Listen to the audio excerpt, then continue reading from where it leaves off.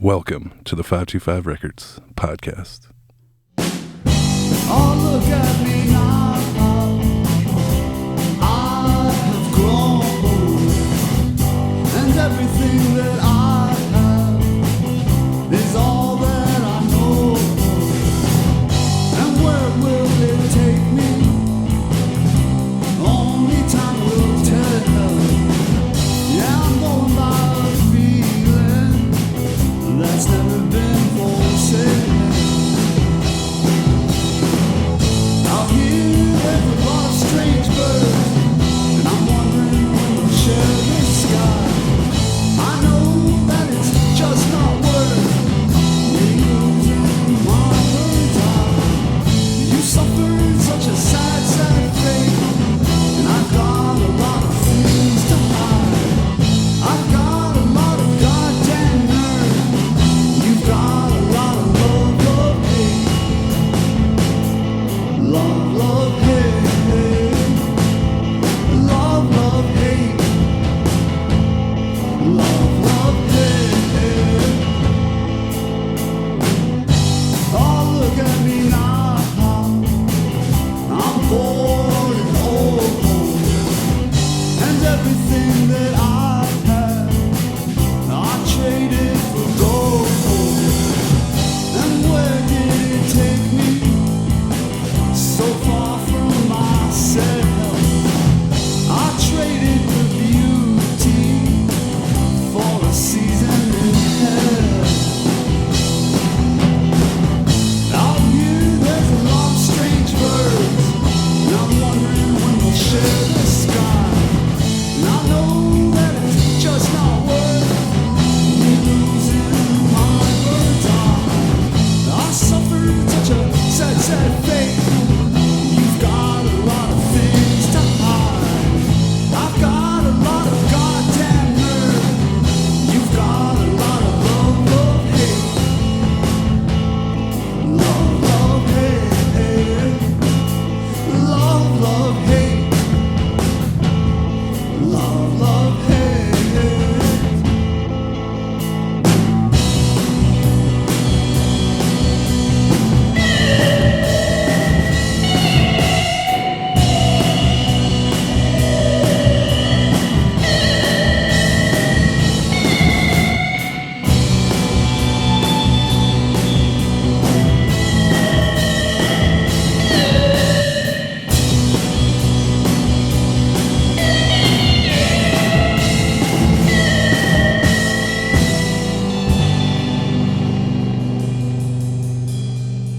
Live from Austin, Texas, it's the 525 Records podcast. My guest today is Cesar Aguilar. How you doing? Doing great, brother. Welcome to the podcast. Thanks, man. Appreciate it. We did a podcast last year all about your amazing band, Haunted Amps, and the Saboteur record. We played all the songs in chronological order. It was about 3-hour runtime. All the songs. I had a blast doing it, and I feel like it's a nice archive for history that exists. And if you want to check it out, feel free. It's should be up. I forget what episode number it is, but what are you up to these days? Are you still writing music? Yeah, brother. Yeah, well, first of all, man, yeah, thanks again for coming out to Austin. It's great to see you and continue to do these things. Yeah, still at it, man. Still at it. Still, you know, it's like for me, music is always going to be my first love. You know, I don't do it in the same capacity that I did it while I was writing those songs, but it's just, you know, it's you know, I'm older now. You get older and you know, you're up to different things as an adult, and I still keep on getting tugged in that way of, you know, wanting to do what I feel I'm meant to do, and that's, you know, be an artist. But then you kind of you toggle that, or you kind of, you're straddling the world of responsibility and creativity. It's not an easy thing to figure out the formula to, you know. In addition to Haunted Amps, you had a band before that called Spectre in the Cab. Yeah. The song you just heard is a song called Love, Love, Hate.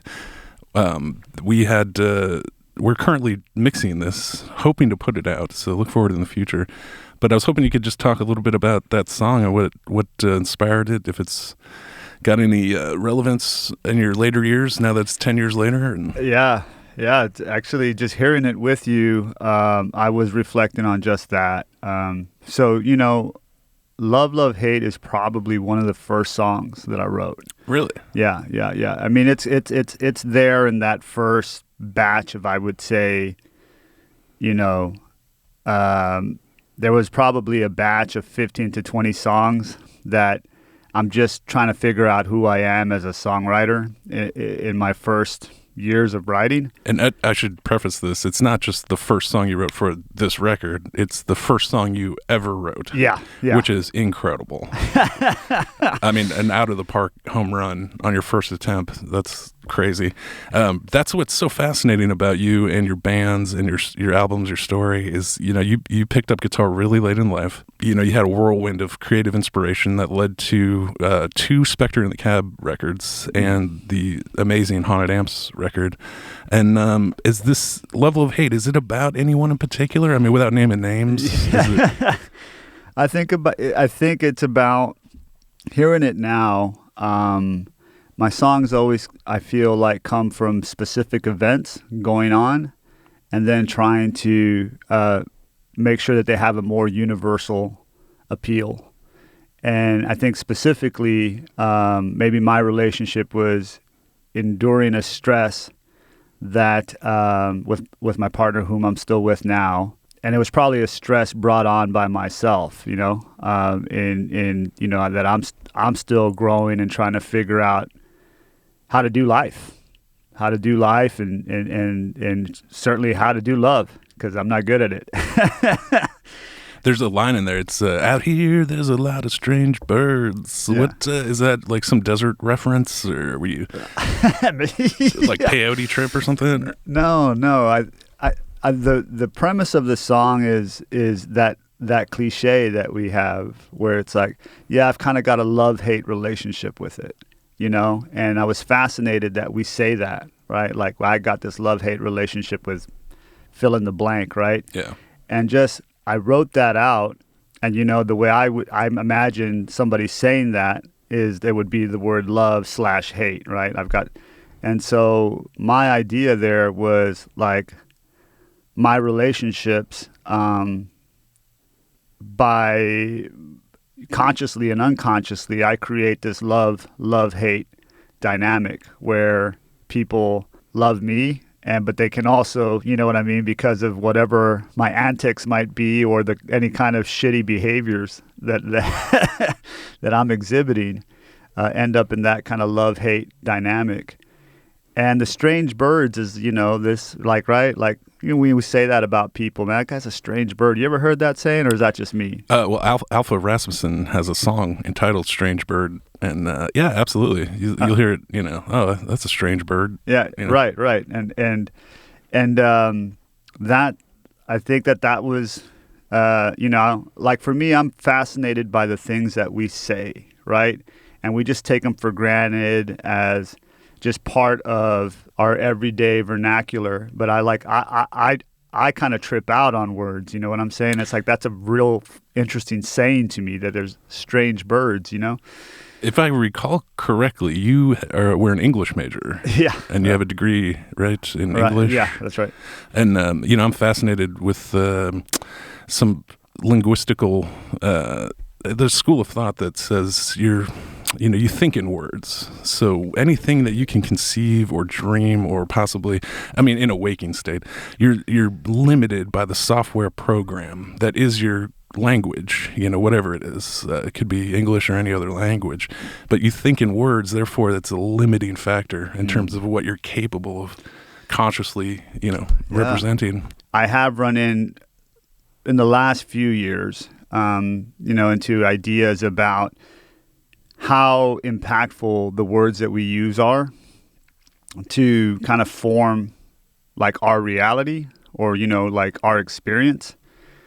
For example, if I have this narrative in my head every day that I'm not enough, and I just reinforce that narrative, that tends to be what I get out of life, is this feeling of there not being me not being fulfilled. And I've learned to be here in my, midlife or middle age.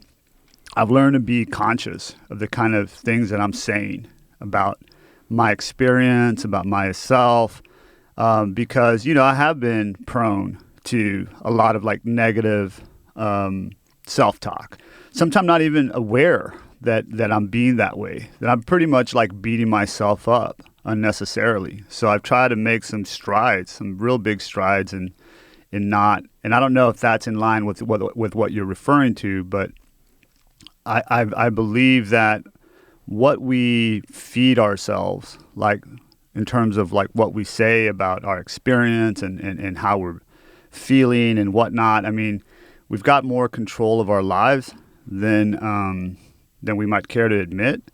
And so I'm trying to stay here in my middle age a little bit more aware of that. You know what I mean? Yeah. Does that make sense? Absolutely. Yeah. It's funny how, and I mean, everybody's got the voices in their head. Some people have it to a certain degree more than others. It's fascinating to me how it's so easy to get stuck in that negative feedback loop of, oh, you suck. You'll never do anything. What are you doing? You shouldn't do this. You can't do it. You can't succeed. But although it's rare, it's harder to have that on the happy side, where it's just like, man, I'm the greatest. This is the best day ever. That is very fleeting and temporary for most of people. Yeah. Isn't that fascinating though, man? You're striking a chord with me, man, because it's true. I think that a lot of us would probably say that the majority of that self-talk has got like a negative bias or a negative slant. And it's like water running downhill in a certain sense, where it's just the path of least resistance is always for that negative feedback loop. But that's unfortunate. on the last pod, we talked a little bit about Bukowski, and I'm just wondering who some of your other famous writers are. I mean, anybody that comes to mind? Well, I used to like be super voracious about how I read. I still read. I just don't read as much as I used to. I think there was a time when, I was definitely into a variety of poets, funny enough, in Love, Love, Hate, there's a reference to that poet Baudelaire, Charles Baudelaire. I think he's a French poet, and I remember reading his stuff back in the day and, really but that was me, man. Anything that was super dark or was like about, just going through some hell of some sort, I was into it, man, because, I was going through my own hell. So I remember him, and, of course, I've liked some Bukowski stuff. Philosophy-wise, I was really into reading Sartre stuff and Nietzsche stuff. And then Camilo Sella wrote a really great book that I really enjoyed, Lorca. And then, I'm just like name dropping. So no, I'm curious. I'm always wondering about your amazing lyrics. Your lyric writing is really incredible, and there's a Wilco song that goes, he takes all the words from the books that you don't read anyway. And now I'm wondering, okay, is this where these amazing poetic lyrics come from? Famous French writers, is there an Easter egg we can find, perhaps, where? Oh, that's a great. You know what? It's funny, man, that you. So that used to be certainly with like the Haunted Amps records, and maybe even with Spectre, a lot of it would come from me like reading a book and then reading a passage, and then that was it. That's all I needed. And that passage would birth an idea, like a concept, and then it was like my secret sauce, right? I would get this passage from this, I can't even tell you what book it was from for any of the songs. And then from that, I would kind of expand the idea out. And then that way you could never track it back to the author.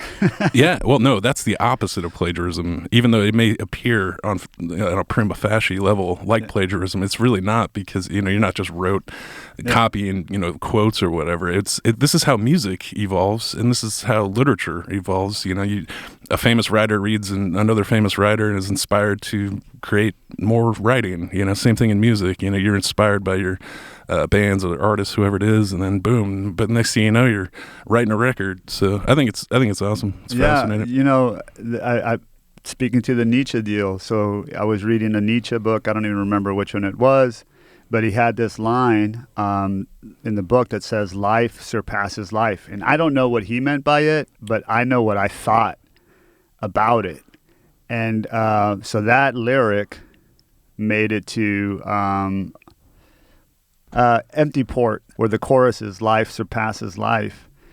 And to me, what that meant is us clutching on to our lives and like being so afraid of death, it prevents us from living. Don't you be afraid to die. Ooh, la, la, la, la, la, la. Ooh, la, la, la, la, la. Life surpasses life. Ooh, la, la, la, la, la, la. Ooh, la, la, la, la, la. Don't you be afraid to die.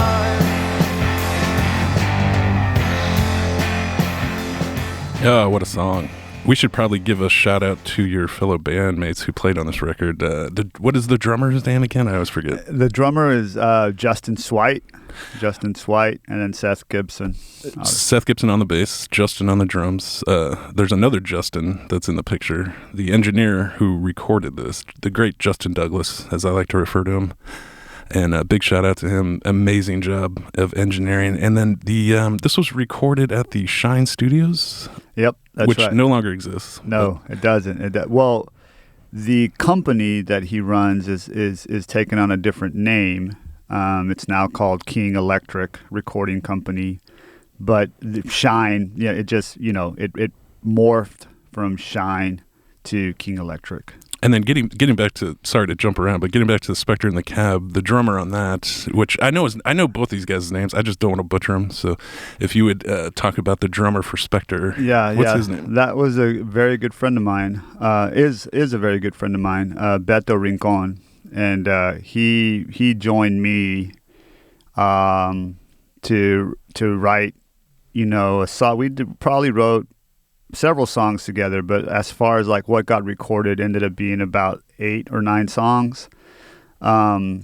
He wrote 5 Purple songs as a 2-piece. We were like a little 2-piece, just scrapping it out, man. Scrapping it out and, trying to build something. And then, so he's a great drummer, man. Just a lot of energy. And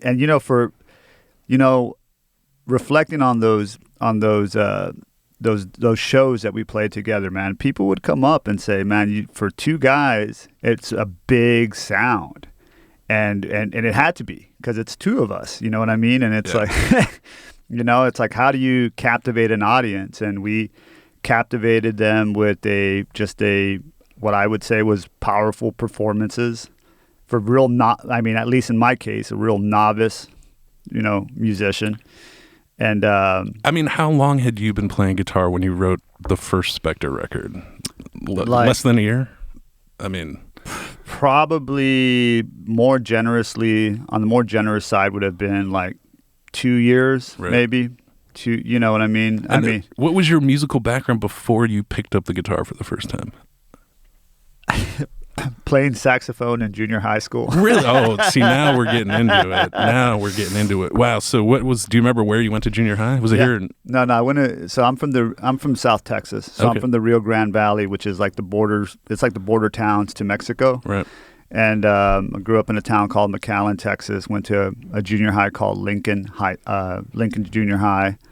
We're talking baritone, tenor, what? Alto. Alto. Even better. Alto, man. And my music teacher was Bert Reposh, and dude, I was terrible, dude. Like your embouchure sucks. I can hear him say, your fucking embouchure, embouchure's terrible, Aguilar. Oh, that's great. And he's like, why are you always mumbling crap under your breath? If you would practice as much as you mumble. I can just remember all the stuff he used to say to me, man. Let's paint a visual picture for the listener. I'm imagining like an overweight old Texas dude with a big belt buckle without the belt buckle, overweight, big old belly, commanding, definitely 6'2", 6'4", big old thick mustache. Wore the tinted prescribed glasses. You know what I mean? That had that tinted, like like they look. Maybe they would change to like a sunglasses kind of lens when he would be indoors or whatever. Oh, wow. And I mean, we're about the same age. So when you were doing that in middle school, I mean, this is like the height of Kenny G, and Yeah. it's what I'm just dying to know. Like, okay, so in some schools, band is elective, and other ones, like, you have to take it. Did you sign up for band, or was it like a required? Dude, it was just kind of the rite of passage, right? Like, you were going to choose a few different options. You were either going to choose to be in choir, you were going to choose to be in music, or you were going to choose to be, I think, in like fine arts, like painting or whatever. Hey folks, be sure to head over to 525records.com for some amazing artists and amazing albums. We've done a couple of music videos, most recently for the band Less Cash, their song Scenery. Check it out. All the podcast episodes are there. You can find news, updates, any of the old episodes, and a ton of great music and artists that you can listen to for free on 525records.com. Now, back to the podcast. We should probably listen to the Beyonder. Cool. This is Beyonder from Spectre and the Cab.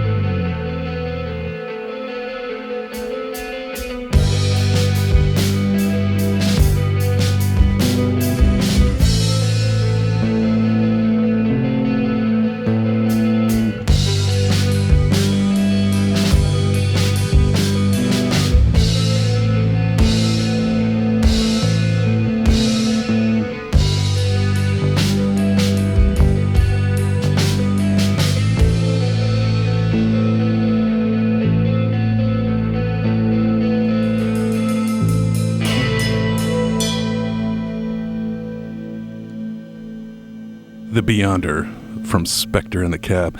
Fucking A, I love that song. My goodness. And the amazing drummer you heard on that track, none other than Beto Rincon. That's right. Okay. How awesome was that guy? Man. Yeah. You know, he was a good friend of mine. He is a good friend of mine. And, you know, we worked in the restaurant industry together. And, you know, when I got that bug to write music, you know, he was my compatriot. And, yeah, it was exciting times. So he worked in the bar industry with you? His sister was a manager at a restaurant that I worked at. And then he eventually got a job there, and we hit it off immediately. I mean, we were just like, you know, it was like having a little brother. You know, he's a few years younger than me, actually a decade younger than me.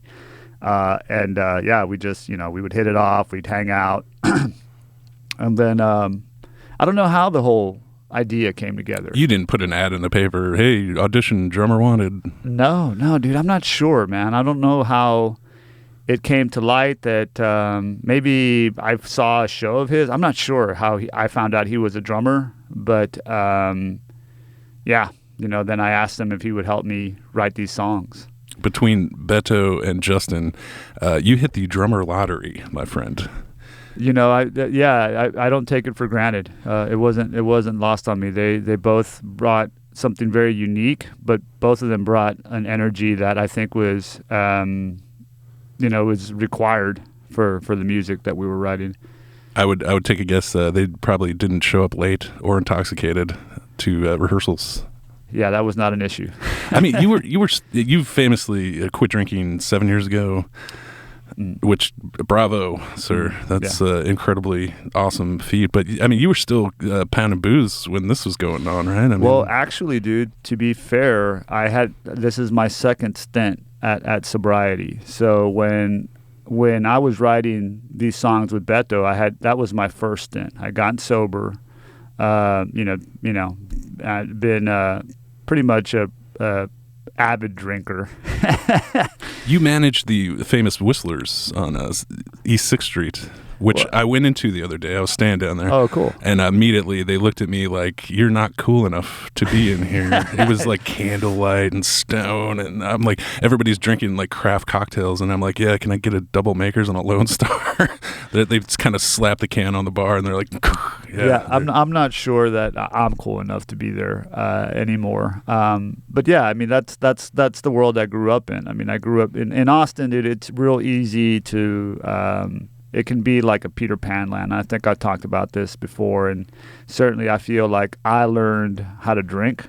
It's a pastime here, so I really learned how to drink here. And then, you know, when it got out of hand is when I had to do something about it. I think a big part of why I had this like creative spurt was I stopped drinking, and then I needed a way to kind of, you know, get all of this energy out that I was usually was being stunted by me getting obliterated. In our band, that was the whole routine, is we would get tanked and then practice. That was like the routine. But I'm just curious, what about Beto? Was he a big drinker? Yeah, you know, I don't know if it was, to my knowledge, no. But I don't know if they were just out of respect for me. But certainly, yeah, booze was not present during practice. And I don't know if I like, you know, slammed my fist down and said, you know, this is not going to happen, you know, while we're trying to get this thing off the ground. I don't know if I was authoritarian like that.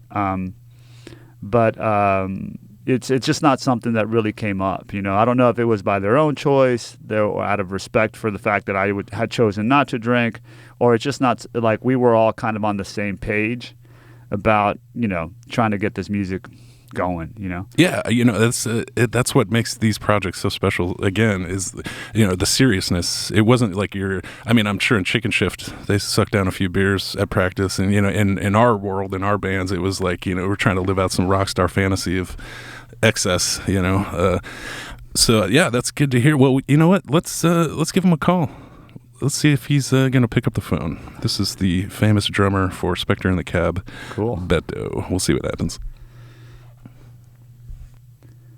wonder if he'll pick up because he's seeing the Vegas area code.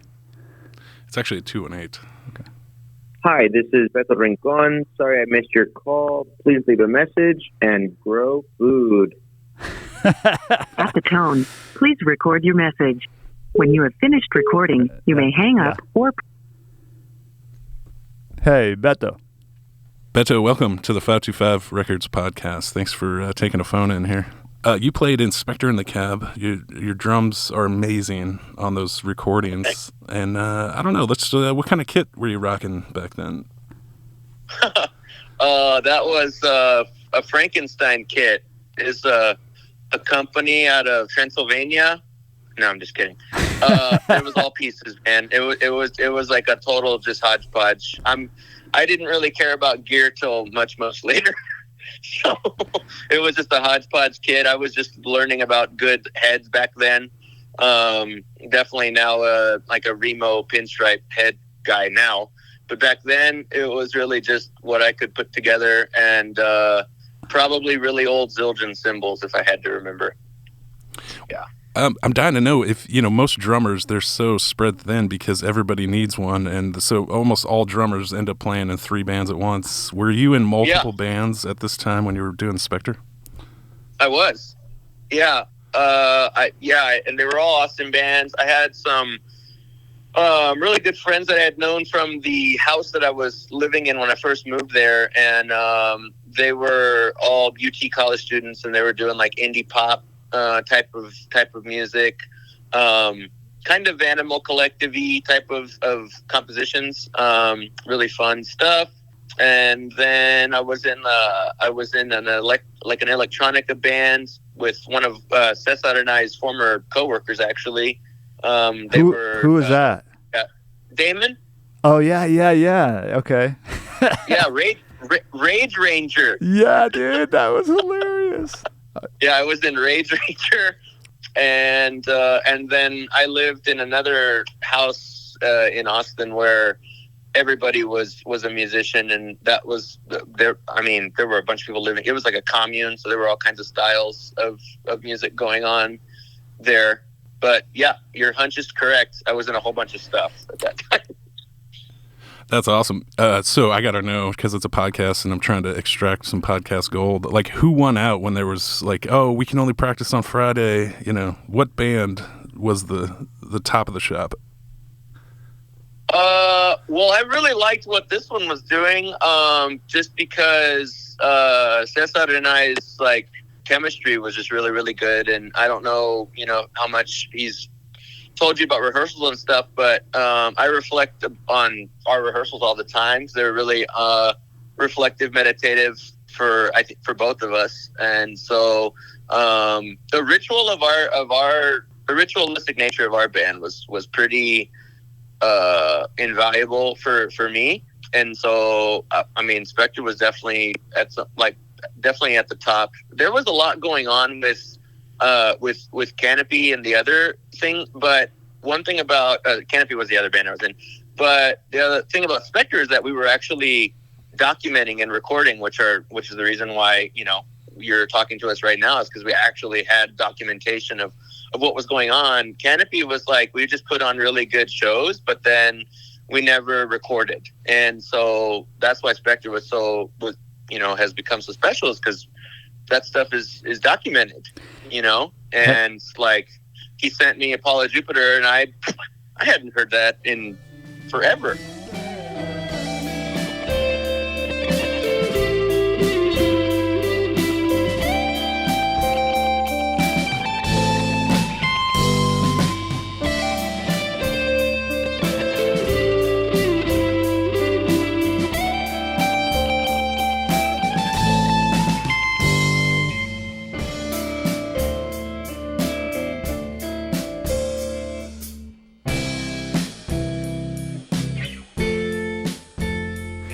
And took me right back to, I didn't even remember where we recorded or how many songs or whatever, but it took me right back to that conservatory, going there and playing, kind of like into the abyss of West Austin.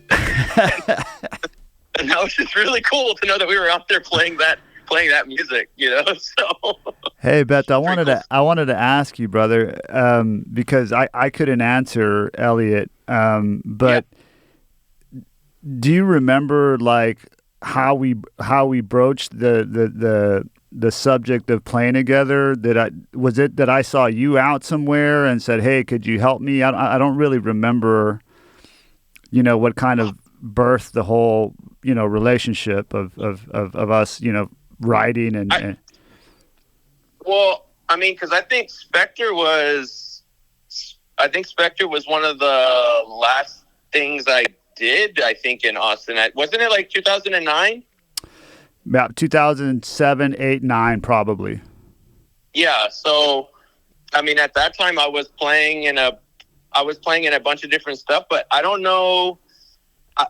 I don't know if it was that you were coming to like Canopy shows or if you heard me play. I feel like you honestly you were you had been writing poetry obviously for a long time, and then you just started playing guitar, and I remember you were getting really good really fast because you were like obsessed with it. That's an understatement. That he was obsessed with it? That he was really good really fast. Oh yeah. Yeah, and so then you started, I mean, and we were already friends because of work. And so I think just like on our off days, we started just hanging out, but now with instruments. But I think that I honestly think it was kind of like I have words. I'm starting to kind of figure out how to put it to music. I might need some drums. Can you come over? Yeah, it sounds about right. I think that's kind of how it was, because I remember you had a lot of poetry already written because you're an English major in college, right? Yeah. Yeah. And so I know that you had a bunch of stuff already written. It was just a matter of putting it to music. And then that just like went together with you getting on guitar. And then little by little, you were getting like home recording stuff. And that fit with me because, like I said before, I was just like hodgepodging drum sets at that time. I didn't really care about. I obviously didn't have the money for fancy kits, and I also just didn't care. So, yeah. We were talking earlier about Spectre rehearsals, and apparently you guys set up every time you practiced in the living room. So I'm imagining you had to bring a kit in a car, set it up, and then break it down, put it back in the car like a road gig. Is that really how? Yeah. It was very rare. It was very rare for me to leave the stuff there. Yeah. Incredible. What are what are your memories of Mr. Seth Gibson? I mean, a couple things. First of all, I really didn't know him that well, but he and I kind of just gelled as the rhythm section. And his just demeanor was like, I'm talking about him like this because he was new to me. So his demeanor was just like really, really great. And we just kind of hit it off. And then we started putting things together along with Cesar. And as we're putting things together, we're just kind of like, oh man, this is totally adding, like, oh, 3-piece. Okay. 3-piece. Yeah. This is cool too. That was my impression, is the excitement of adding that little third dimension.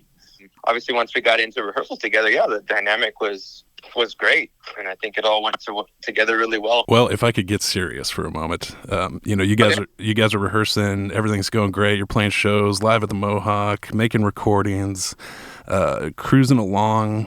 Take me back in time to the day where you had to sit down and say, "I'm leaving the band." Oh man. I think it might have. So I don't actually. I think it was. I had Canopy was possibly going to go on a tour, and the band leader of Canopy was like trying to figure out a tour situation, and he'd been talking a big game, none of which came to fruition, mind you, but. Back then, there was like big talk about some kind of elevating it.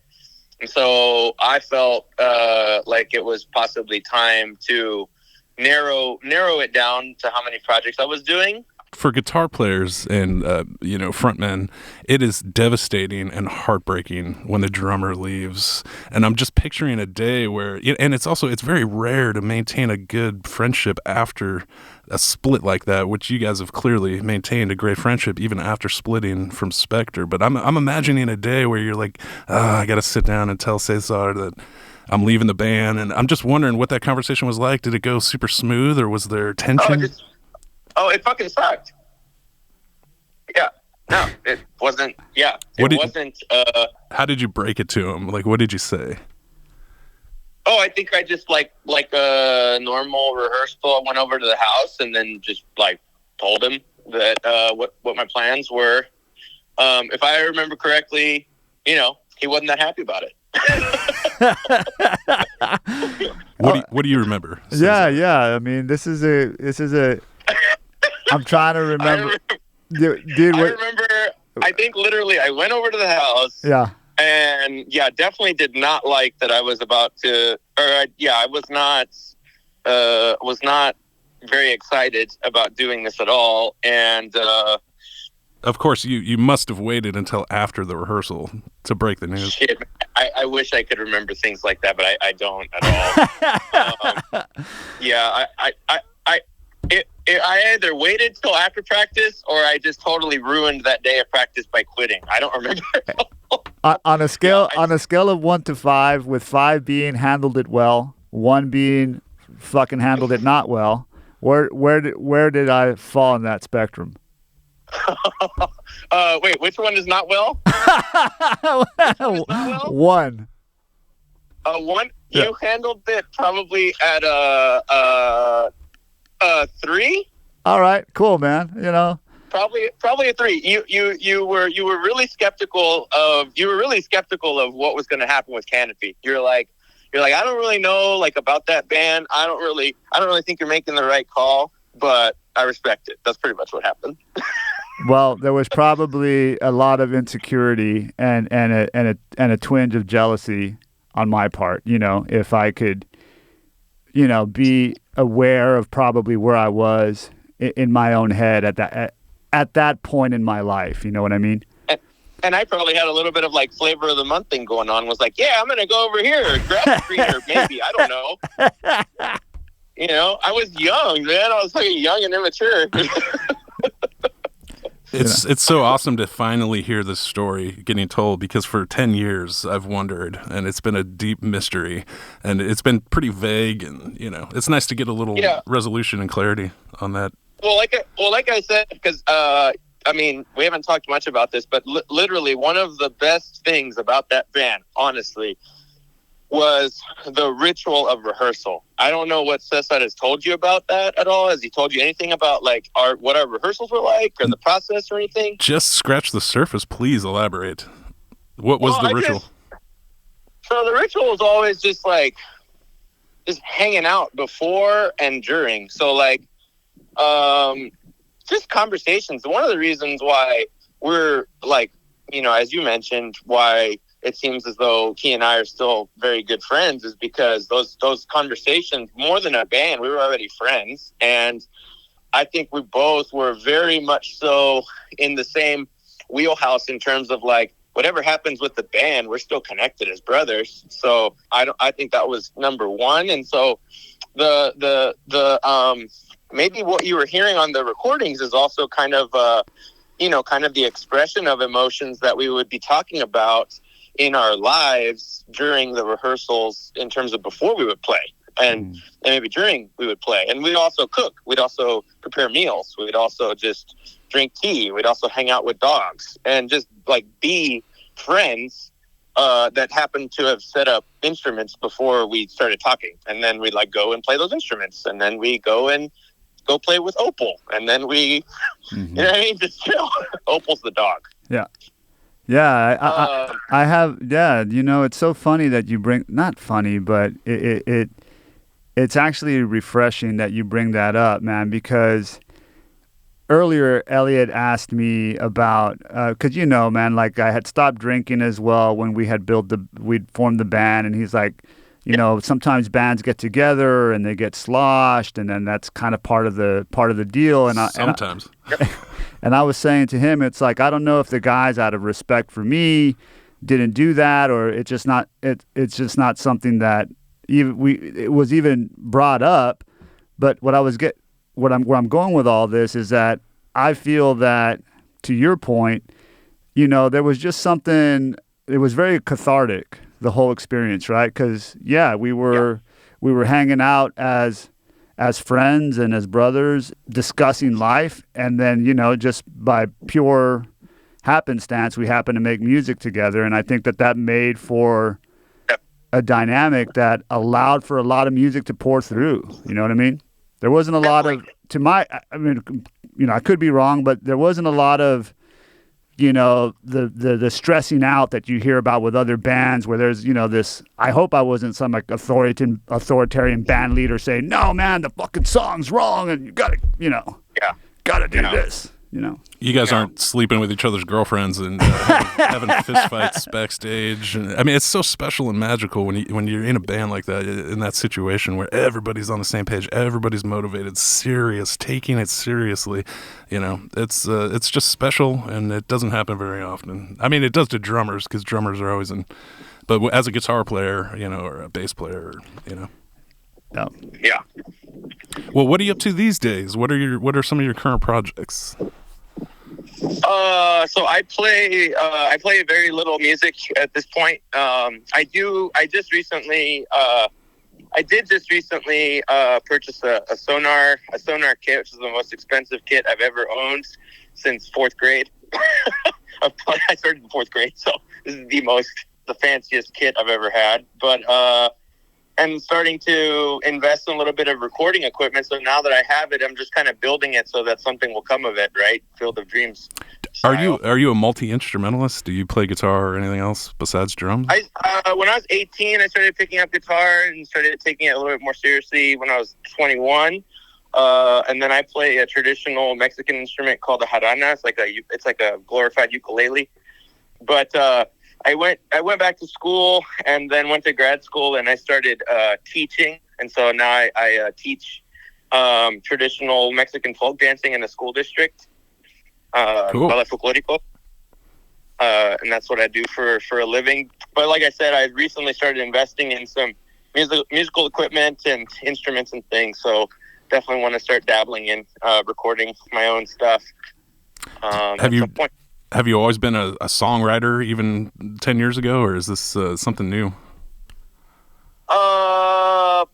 Honestly, I have been teaching myself guitar slowly since I was 18, but not really ever putting words to anything. So I end up just writing a lot of riffs on guitar, and that's about it. So, yeah. Would you be open to dragging that, I'm sure, $5,000 or plus sonar kit down to Austin and possibly recording again? Yeah. If the schedule, is good. Yeah. Cool. Like I was telling Cesar earlier today, if we calendar it just right, I'm a paper calendar guy now. So. Yeah. Yeah. Awesome. Yeah, that would be one hell of a reunion in the recording studio. For sure. Yeah. It's you know, fondest memories of the whole music journey has been for me is making music with Beto, because it was super ritualistic, man. It was like, and you know, when we were into it, you know, we were super disciplined. I think I would say, you know what I mean? Like we held to it. You know, we said, hey, we're gonna do it on this day. We would do it. You know. Yeah. Well, you can. Yeah, I don't really remember a lot of like, God damn it, Beto, where are you? I don't really remember me like skipping out a lot.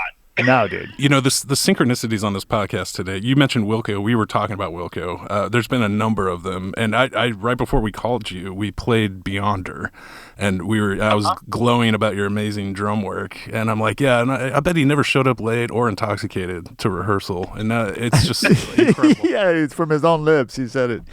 Dude, and by the way, dude, Beyonder's getting reworked, and we can thank Elliot for that. I mean, the initial draft, if you will, of how it's getting remixed sounds just light years ahead of what was the original stuff. And dude, the drumming on that song, brother. If you ever need a reminder of just how dynamic your style was and how individual it was, man, is that song right there, man. That song is just like, dude, I can't believe some of the stuff you're doing on that song. I need to listen to this. I don't think I remember this song, man. Well, now that I have your number, I'm gonna get in touch with you, and I'll cut you in on the loop and this whole mixing process. We're hoping, and we need to get you on the same page too for releasing this music. So that's the plan. 5 Purple songs, and there's 3 amazing cuts from your guys' conservatory session that we're gonna slap on an EP and hopefully put out. Oh shit. Okay, cool, man. Yeah, surprise. Yeah, that's great. Yeah, that's great. I still want to hear all the original. Yeah, the original Beyond. I'd be really intrigued to listen to that. Yeah, I'll send it over. Yeah, cool. Thank you. Yeah, that conservatory session. That was special. That was. I mean, again, like the things that I remember were getting to finally record with a bass player. That was badass. But also just the location. I remember like pulling into that, and it was kind of like you're pulling into woods, and then there's this recording studio. Yeah, you're like, where the fuck are we? Like, who's this super rich dude that owns this? Are we gonna get murdered in this enchanted forest? Yeah. And then the windows. I remember the windows and just like, this is a fucking cool place to record. Yeah, dude, it was, dude. It's crazy, dude. Yeah. Are you on Twitter or Instagram, any of that garbage, or are you just living life? I am just as myself. Yeah. Beto Rincon. Yep. Cool. And I do some I have 2 pages on Instagram because I do some food stuff. So I run this page called the Que Bonito Project. It's like sustainable food systems stuff and some of my cooking and stuff on there. We listened to your message, and you said, hey, this is Beto and grow food. And I was like, I love this guy already. Yeah, just dude. from his message. We're all just like hippies at the end of the day, dude. Is really what anything that came out of Spectre is, just a bunch of hippies making music that like to grow food and make good food. Yeah, no, we definitely, I remember also we definitely, cooked together before we made music together. Like how much more ritualistic can we fucking get? I mean, that is Austin right there. That's some Austin stuff. Yeah, straight up, dude. Yeah, you know what? That was part of it, dude. It's like I'd have you over. We're gonna make some food. It's gonna be cool and fucking.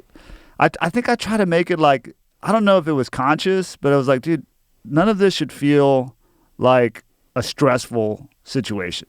I think it's the vibe I was going for. It was also mostly vegan food, so it wasn't like we were fucking making pork chops or fried chicken and then trying to play music and passing out. Like, that wasn't happening. Yeah. You know what I mean? Yeah. Like, it was fuel. It was fuel food. So, like, fuck yeah, this is going to be a great session because I'm not bogged down by fried chicken. That's right, bro. Keep that vegan lifestyle. I fucking love it. Yeah. I'm not vegan, but I still cook a lot of fucking vegan food. Dude, on the way over, I totally forgot. And I was like, man, I haven't had any Austin barbecue yet. Let's go out to dinner. Yeah, I know. Yeah, Elliot was like, I haven't had any Austin barbecue. And I was like, I'm going to just let him sit with that for a little bit and he'll... I feel like a dumbass. Yeah, he'll come back around. Break the news. Yeah. I mean, most of the bands I've been in, if one guy brings a couple 7-layer burritos from Taco Bell and a 6-pack of Pabst or something else horrible, and then you wonder why you get a little lethargic halfway through rehearsal. I mean, no, we were definitely fueling ourselves with good shit. So I loved it.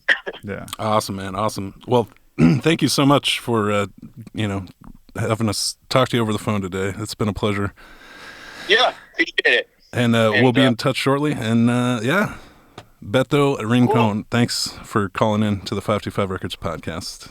Appreciate it. Okay, cool. Thanks, guys. Yeah, have a good one. You got it, brother. Take care, man.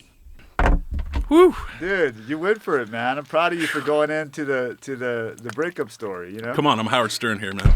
I I need podcast gold is what I need. So that I was like a shark stalking. How can I get him to talk about leaving the band, and if you guys had a fist fight or something like that? You know what? You're doing me a favor because It's therapy. It is. It's super therapeutic because in my mind, I'm like, dude, does he have an old resentment that he's never shared with me? Do I have an old resentment, right, that I need to clear the air on?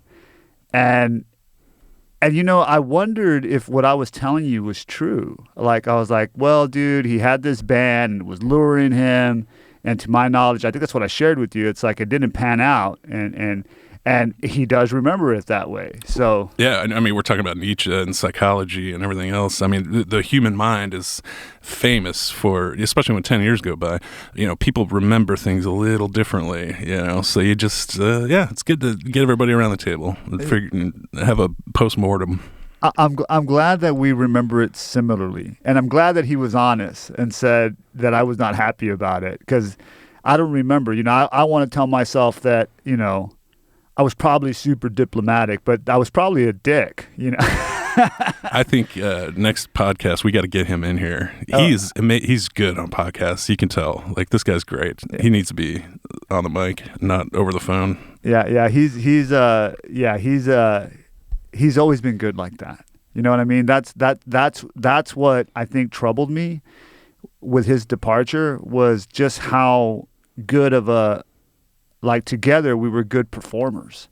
And you know what I mean? And that's part of the whole deal, right? Is like, yeah, you write songs, but do you understand the performance aspect of what you're doing out there as a live band? And he got it. I didn't have to ask him to be like, hey, dude, you have to be more emotive. You have to, this has to have bombast to it. This has to be anthemic. Naturally, because of what we were writing and how we were playing, it would come out. And I'm telling you, man, when we were playing together, that feeling would be transmitted to the audience. I could see it in their eyes, and it wasn't like we weren't putting people on, Beto was into it and I was into it, and it was like, we are here fucking trying to have an invocation, right? And harness all of the creative energies of the world and heal ourselves and heal you. And that's what we were out there to do, man. Yeah. You guys were crossing streams, as they say in Ghostbusters. For sure. Yeah, No doubt. For sure.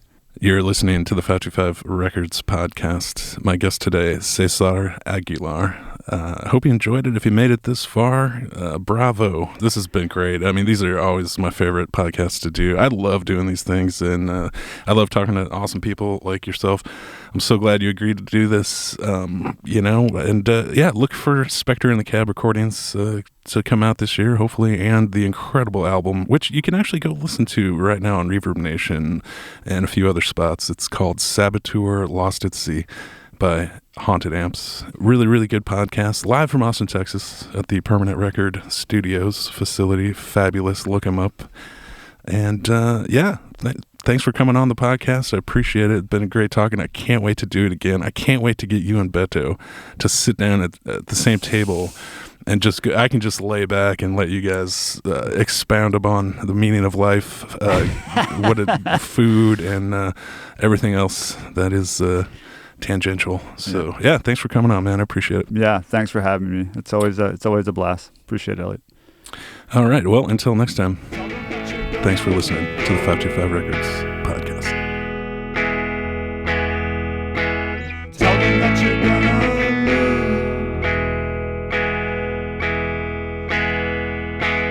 Tell them they won't take your heart. Even though it's on your sleeve. Tell them that you were blind. But now you can see.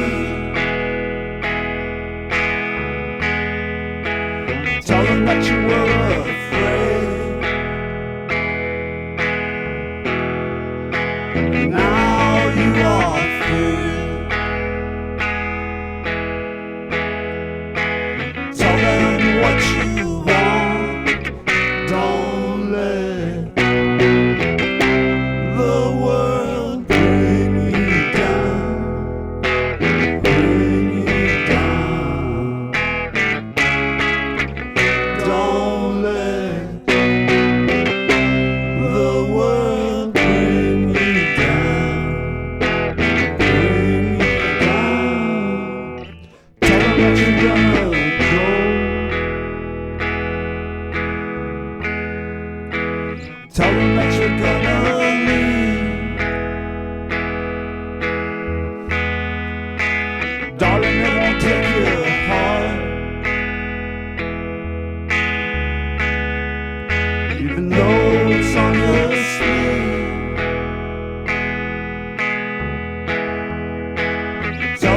that you were